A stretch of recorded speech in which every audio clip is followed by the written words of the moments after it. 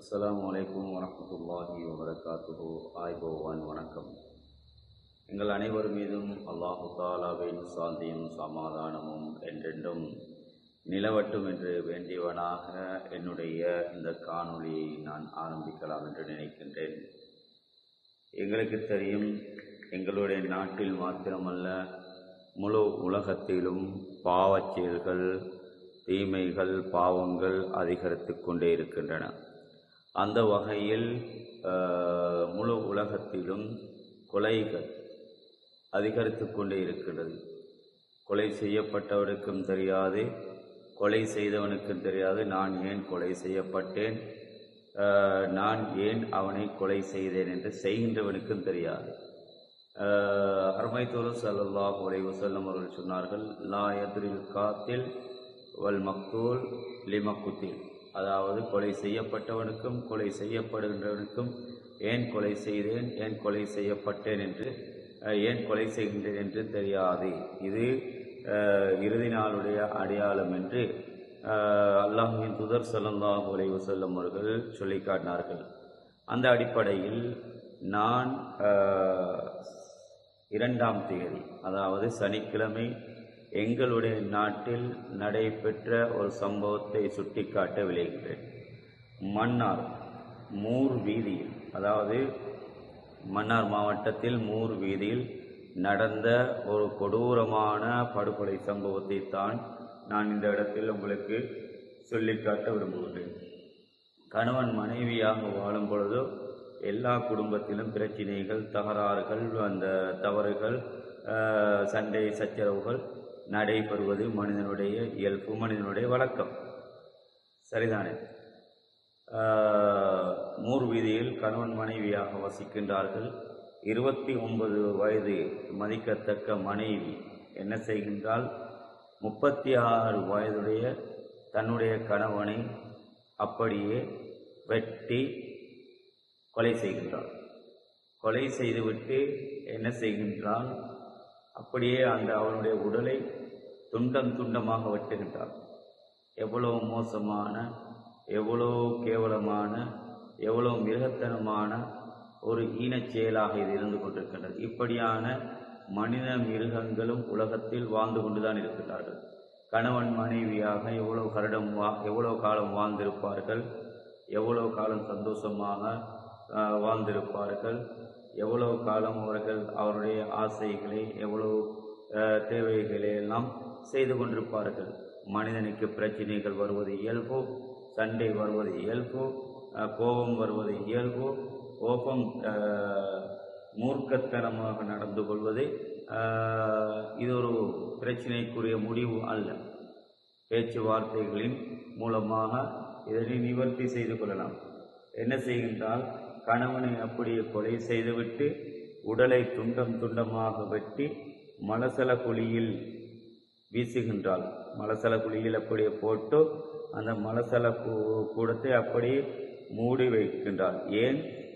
இந்த செயலை யாரும் கண்டுவிடக்கூடாது என்பதற்காக. ஆனால் மன்னார் பகுதி, அந்த பகுதியில் வாழ்ந்த மக்களை இது ஒரு அதிர்ச்சிக்குள்ளாக ஆக்கியது. இவர்கள் ஒரு வாடகை வீட்டில் தான் வசித்து வந்திருக்கின்றார்கள்.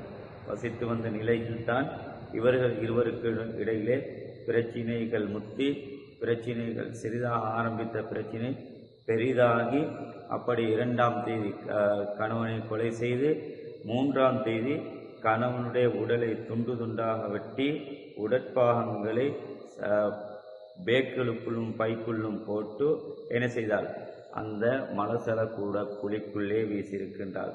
இந்த கொடூர செயலை என்ன செய்கின்றால் செய்து, அந்த செய்த பெண் திங்கட்கிழமை 2ஆம் தேதி சனிக்கிழமை செய்கின்றால், 3ஆம் தேதி ஞாயிற்றுக்கிழமை மலசல கூட குழிக்குள்ளே வீசுகின்றால், 4ஆம் தேதி அவளுக்கு ஏதோ ஒரு பயம் வருகின்றது, ஏதோ அச்சம் வருகின்றது.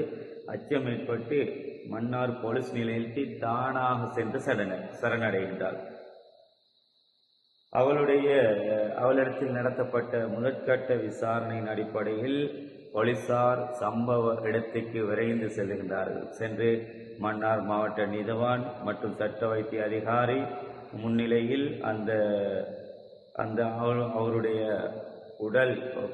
உடற்பாகங்கள் புதைக்கப்பட்ட வீசப்பட்ட அந்த மலசலக்கூட குழியை தோண்டுகின்றார்கள். தோண்டி பார்க்கும்போது அதிர்ச்சியான சம்பவங்கள் நீதவானுக்கும் அதே போல வைத்திய சட்ட அதிகாரிகளுக்கும் கிடைக்கின்றது. அந்த இடத்தில் உயிரிழந்தவர் மன்னார் வங்காளி பகுதியைச் சேர்ந்த 36 வயது மதிக்கத்தக்க ஒரு வாலிபர்.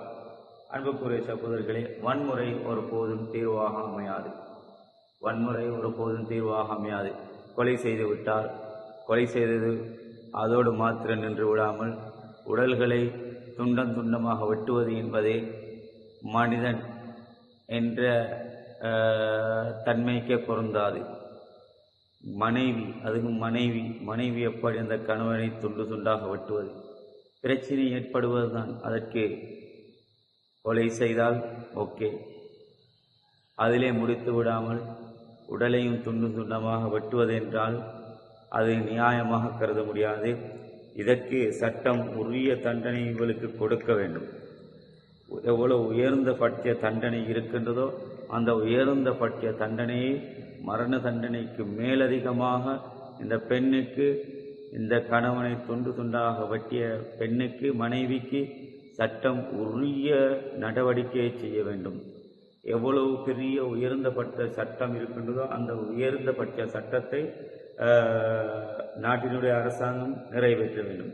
எவ்வளவு பெரிய கருத்து வேறுபாடு இருந்தாலும் ஒரு உயிரை பறிப்பது என்பது மன்னிக்க முடியாத குற்றம்.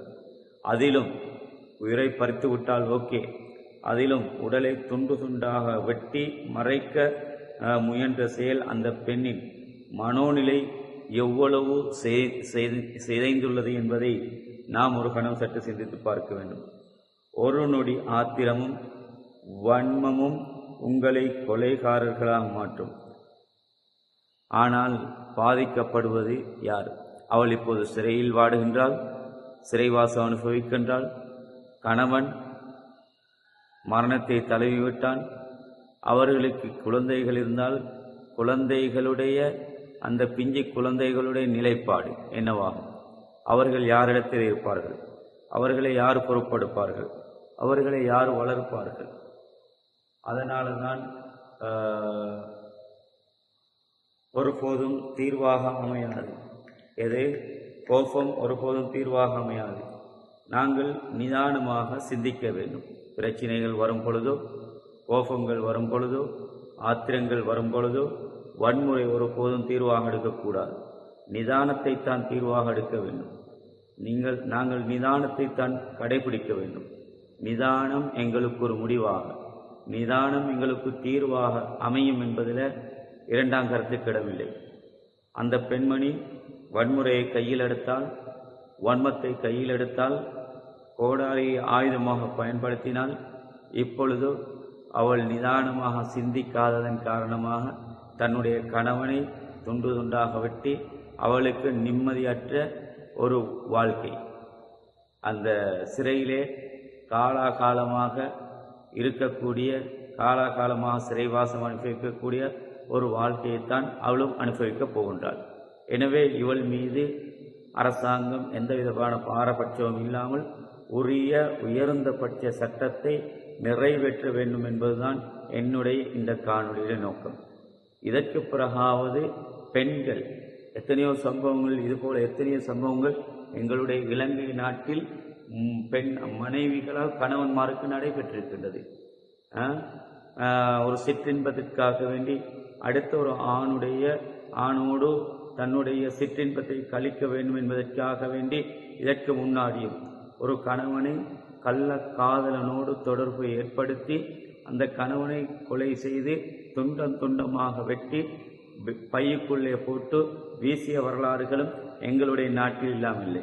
எனவே இதற்கு பிறகாவது இப்படியான சம்பவங்கள் நடைபெறாமல் இருக்க வேண்டும் என்றிருந்தால் அரசாங்கம் உரிய சட்ட நடவடிக்கை அவளுக்கு, இந்த 29 வயது மதிக்கத்தக்க அந்த மன்னார் மூர் வீதியைச் சேர்ந்த அந்த பெண்மணிக்கு வழங்க வேண்டும், பகிரங்கமாக வழங்க வேண்டும் என்பதுதான் என்னுடைய இந்த காணொளியுடைய நோக்கமாக இருந்து கொண்டிருக்கின்றது.